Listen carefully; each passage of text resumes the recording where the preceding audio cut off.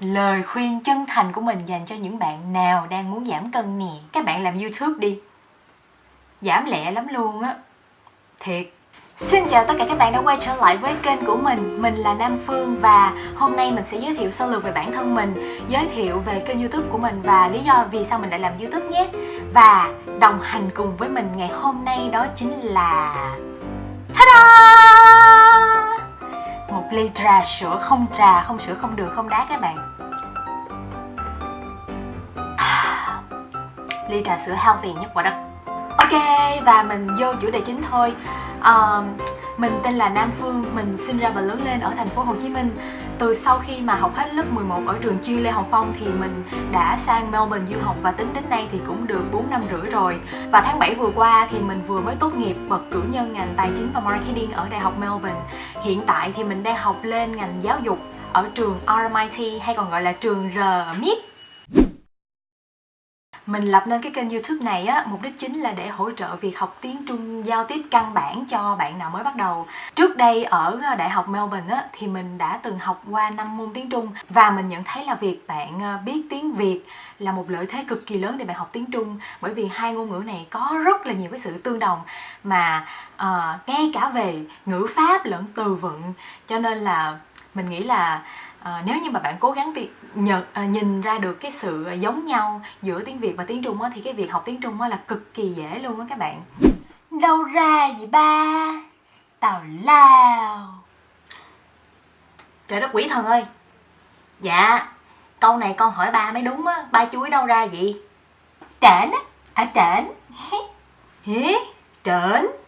Trển là ở đâu? Thì là ở trển á, ở trển.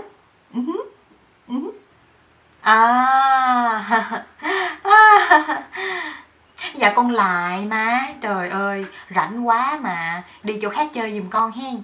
Mới có đầu năm đầu tháng không nè.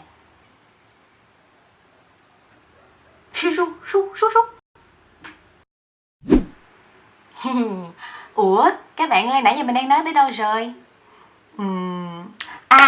Nói chung á là mình sẽ không gọi là dạy hoặc là hướng dẫn các bạn học tiếng Trung, mà mình sẽ học cùng với các bạn và đồng thời mình sẽ chia sẻ kinh nghiệm học của riêng mình.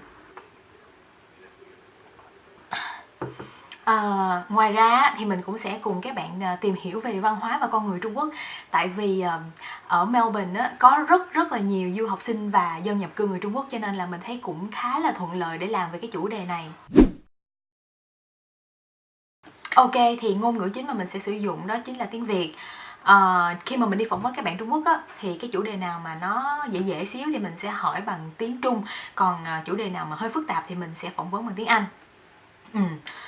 Nếu trong video nó bằng tiếng Việt mà nó không phải là video học tiếng Trung thì mình sẽ có phụ đề bằng tiếng Anh. Còn video nào nó bằng tiếng Anh thì sẽ có phụ đề tiếng Việt mà không phải là tiếng Trung. Video nào nó bằng tiếng Trung á, thì chắc chắn sẽ có phụ đề tiếng Việt, mà nếu nó không quá khó thì mình sẽ dịch ra tiếng Anh. Nói chung là nếu trong video nó bằng tiếng Anh hoặc tiếng Trung hoặc cả hai thì mình sẽ dịch ra tiếng Việt. Còn video nào nó bằng tiếng Việt mà nó không phải là video học tiếng Trung thì mình sẽ dịch ra tiếng Anh.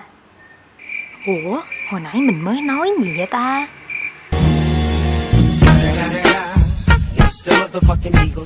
Về lịch ra video á, thì mình dự định là mỗi tuần mình sẽ đăng từ 1 đến 2 video vào mỗi thứ Năm hoặc là thứ Năm và thứ Bảy. Cái này thì cũng tùy thôi, có tùy theo là cái tuần đó mình có bận nhiều công việc khác hay không á. Với lại một phần cũng là do là tất cả những cái thiết bị mà mình dùng để quay và chỉnh video đều là đồ mượn hết, cho nên là mình cũng không thể ra nhiều video cùng một lúc được. Lý do thứ nhất là mình muốn nâng cao khả năng nghe và nói bằng tiếng Trung của bản thân. Bởi vì sau khi mà tốt nghiệp từ Đại học Melbourne thì mình không có nhiều cơ hội để học trong trường nữa, mà kêu mình tự học á, thì mình rất là lười, cho nên là mình nghĩ là việc làm YouTube sẽ giúp mình luyện nói được nhiều hơn một cách thực tế và thú vị hơn. Còn nếu như mà các bạn có thắc mắc vì sao mình lại thích học tiếng Trung đến như vậy á, thì mình xin để dành cái chủ đề này để nói vào một dịp khác nhé. Lý do thứ nhì là mình rất là có hứng thú tìm hiểu về văn hóa và con người Trung Quốc đó các bạn. Tại vì gần đây á, mình có tiếp xúc với lại y học cổ truyền của Trung Hoa và nó đã giúp cho cải thiện sức khỏe của mình rất là nhiều, và nó đã thay đổi 180 độ cái sự nhận thức của mình về sức khỏe và về fitness.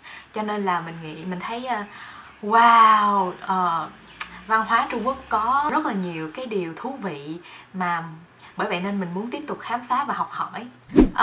Từ hồi mà lập kênh YouTube đến giờ thì mình cảm thấy rất là vui, bởi vì mình đã học được rất là nhiều kỹ năng mới. Ví dụ như là kỹ năng quay và chỉnh video, rồi là kỹ năng interview nè, với lại kỹ năng kiểu như là detect xem một người đang đi ngoài đường có hứng thú nói chuyện với bạn không á. Thì nói thiệt với các bạn á, là cách đây hơn 2 tuần thì mình vẫn chưa có cầm qua máy quay bao giờ, mình cũng chưa bao giờ biết chỉnh video là gì. Nhưng mà với sự giúp đỡ của một số bạn bè thì bây giờ mình cũng học được khá trong một thời gian rất là ngắn, cho nên là mình cảm thấy rất là vui, mình cảm thấy rất là fulfilling. Fulfilling tiếng Việt là gì ta? Đông đầy, tràn đầy, đủ đầy, tràn trề.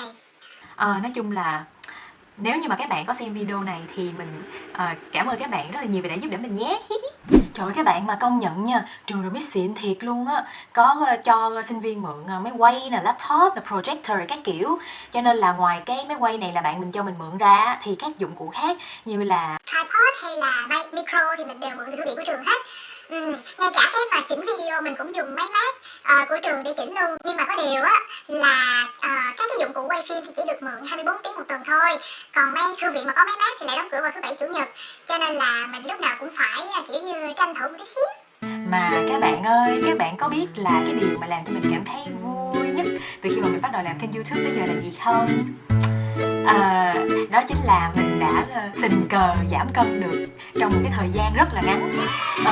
Tại vì á, mình khi mà làm YouTube thì mình phải cầm máy quay nè, đi quay cả ngày, hoặc là ở trong thư viện để chỉnh video cả ngày nè, cho nên là từ sáng tới tối mà mình quên ăn luôn, mà mình lại cảm thấy rất là vui, mình không có thấy mệt hay là thấy đói, cho nên là mình đã tình cờ giảm được cân trong một cái thời gian rất là ngắn như vậy, và mình cảm thấy wow, thật là vi diệu. Cho nên á, lời khuyên chân thành của mình dành cho những bạn nào đang muốn giảm cân nè, các bạn làm YouTube đi, giảm lẹ lắm luôn á, thiệt.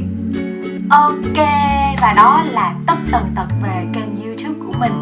Nếu như mà bạn muốn học tiếng Trung giao tiếp cấp độ sinh tồn, hoặc là bạn muốn tìm hiểu về văn hóa và con người Trung Quốc, hoặc là bạn chỉ đơn giản là muốn lên đây nghe mình nói nhảm, thì hãy xem video của mình nhé. Còn nếu không thì bye, vậy đó. Còn đối với tất cả những bạn nào mà ủng hộ video của mình thì 我希望我们可以互相学习，互相帮助，让我们一起进步好吗？谢谢，拜拜，xin chào tạm biệt các bạn, hẹn gặp lại.